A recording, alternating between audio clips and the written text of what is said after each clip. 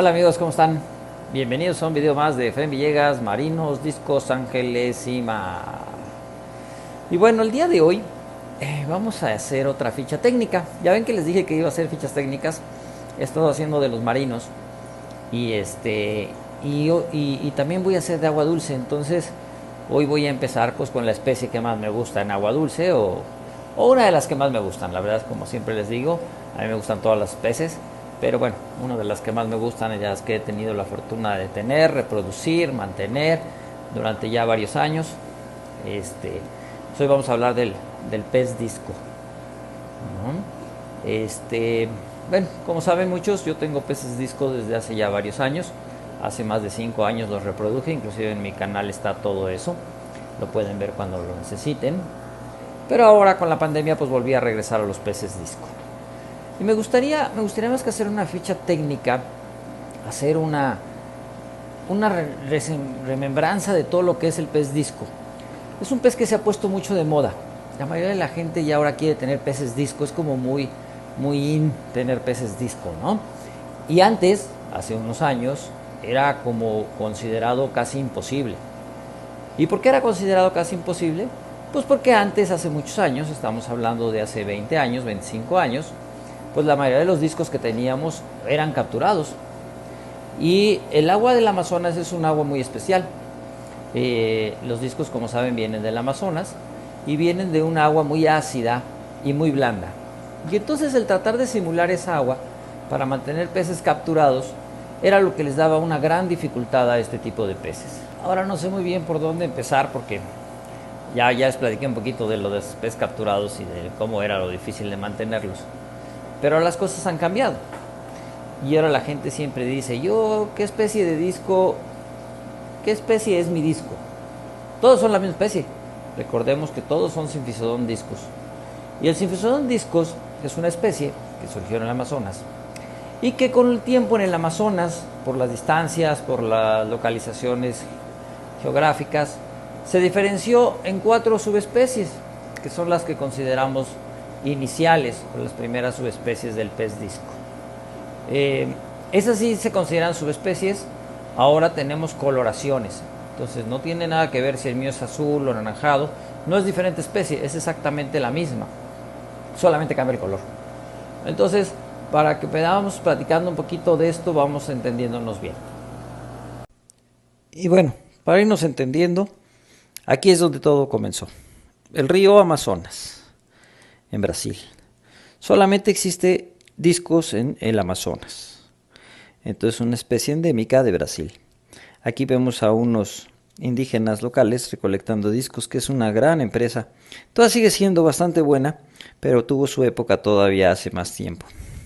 Entonces, bueno, todos vienen de Sudamérica. Los discos son un tipo de cíclidos. Entonces, bueno, vienen de Sudamérica, de Brasil.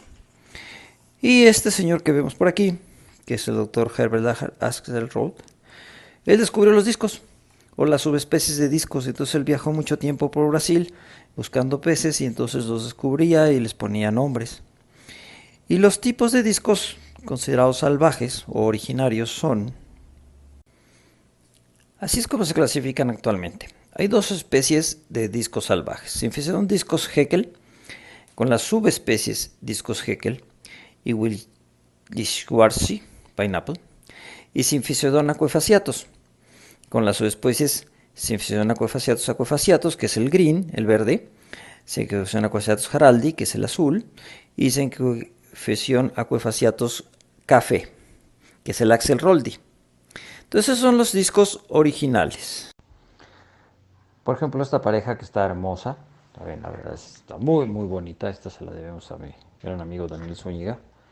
Este, pues esto se supone que son F1s, o sea, quiere decir que son hijos de silvestres. O sea, probablemente de capturados, lo cual está un poquito raro, ¿no? O sea, a lo mejor sí. Ya sabemos que entre las crías de discos se crían y nacen diferentes colores o diferentes calidades en una misma camada. Entre hermanos luego son muy diferentes. Entonces podría ser que estos hayan sido escogidos de entre grandes camadas provenientes de discos silvestres. No sé si capturados, o ya las generaciones posteriores a los capturados, porque aún sigue habiendo captura en el Amazonas, pero cada vez es menor. La mayoría de los capturados en el Amazonas ya son, ahí los sacan, los crían y los mandan ya criados. Y luego pues de los capturados empezamos a tener los híbridos. ¿Y qué es un híbrido? Pues es que llega un momento que no sabemos de dónde vienen esos discos. Por ejemplo, veamos todos estos. ¿Serán provenientes de los cafés? ¿Serán provenientes de los verdes? ¿Serán provenientes de los azules? Inclusive de los jeque. La verdad, quién sabe. Todos estos son 1000 colores diferentes que se han conseguido a base de cría selectiva y que ya no sabemos cuál es la especie original. Bueno, la subespecie, acuérdense. La especie original sigue siendo Symphysodon discus, ¿no? Pero la subespecie original. Entonces, llega un momento que estamos hablando de discos híbridos, siempre la gente dice, es que los míos son híbridos, ¿sí? Los híbridos son estos, todos estos de 1000 colores, que no sabemos cuál es su genética real. Miren amigos, lo que... Y luego, para terminarla de amolar, no solo es la genética, o sea, los colores, sino el tamaño. Todos estos son hermanos, nacieron el mismo día, se criaron igual. Hay unos de casi 5,5 pulgadas, hay uno de 4, hay unos de 3, hay unos hasta de 2,5. Todos crecieron igual, todos se criaron igual. Y los colores, ven qué diferentes son. Miren estos. Estos son salvajes. Y pues ahí está el clásico marrón, ya lo vieron en medio. Está cafecito, pues es el clásico salvaje. Los otros también son considerados salvajes y vean cómo ya no son como los que vimos en el libro, que eran los primeros capturados. ¿Qué pasó con los salvajes? Bueno, estos los empezaron a introducir en el acuarismo alrededor de 1930. Y bueno, pues llegaban a los acuarios, imagínense, en 1930 lo que era el acuarismo, ¿no? De agua y peces y nada más. Nadie tenía idea de bien de cómo mantenerlos. Entonces se morían muchísimos, ¿no? La verdad es que tenían que tratar de simular el agua del Amazonas, empezaron con hacer el agua más oscura, hacerla más ácida, hacerla mucho más blanda, pero aún así se morían. De repente pues ya empezaron a encontrarle cómo, sobre todo los alemanes, y empezaron a tener ya algunas crías, más bien discos que empezaron a crecer y a mantenerse. Y un día pues pasó esto, pero tenía que pasar, ¿no? Un desove, ahí en el tronco, como en la naturaleza. ¿Y ahora qué hacemos? Pues quién sabe, vamos a dejarlos a ver qué puede pasar. Como buenos híbridos, pues cuidaban sus huevos.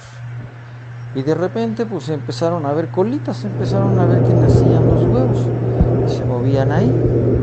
Entonces pues ya iban avanzando en la cría de los discos. Bueno, y algunos ponían en los troncos y otros ponían en las piedras, como este que está aquí. Y los huevos al principio se ven así anaranjados y los cuidaban. Como buenos cíclidos, pues evitaban que se los comieran los demás. Algunos se los comieron, pero ahí iban poco a poco. Y entonces empezaron a ver que pues nacían, más o menos empezaron a documentar todo, porque eso es muy importante, documentar.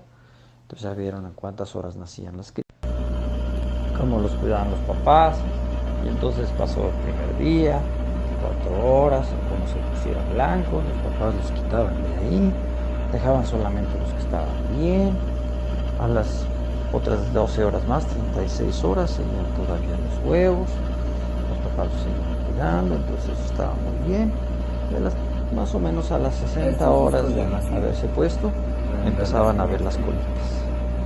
Y los papás a cuidarlos, que agarraban los peces, los cuidaban, tenían los huevos ahí, tenían las crías ahí, y pues todo el mundo estaba expectante, porque en esa época había gente que se dedicaba a criar peces y tenían mucha experiencia, muy conocidos, pero nunca lo habían hecho con discos. Y a las 60 horas, ahí están nadando ya nacieron las crías, y están ahí las crías, se les ven las colitas, y pues la gente dice, bueno, pues ahora a ver qué va a pasar.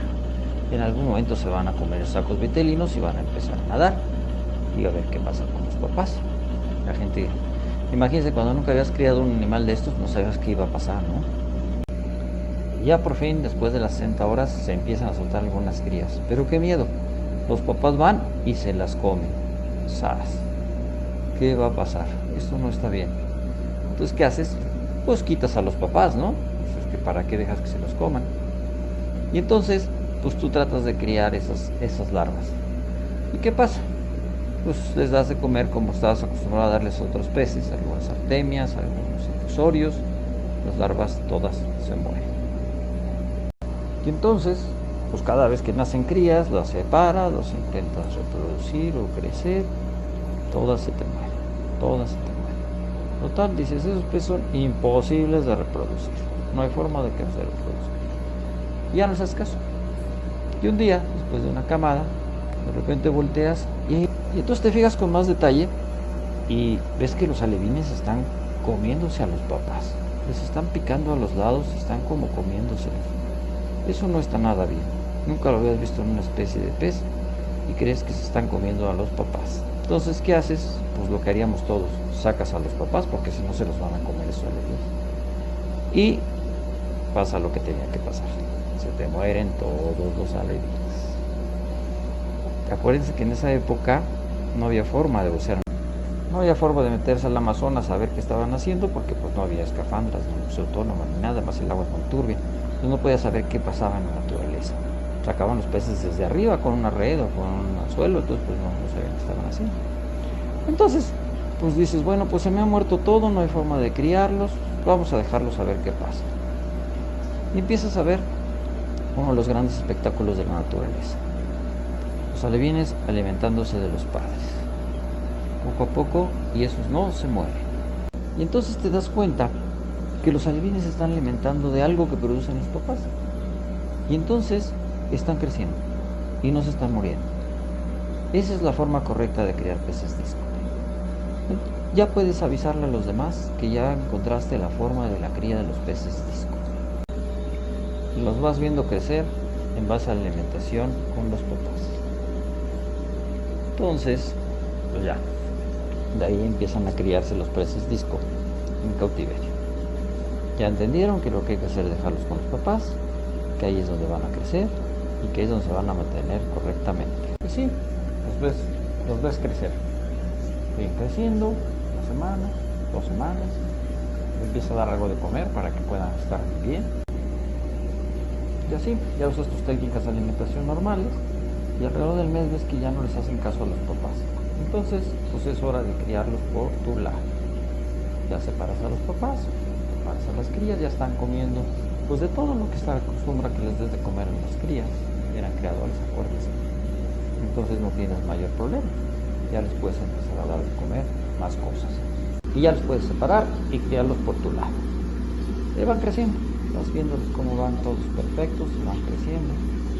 Sin embargo, no tienes tanto éxito como quisieras, pocas crías y no se están desarrollando correctamente. Entonces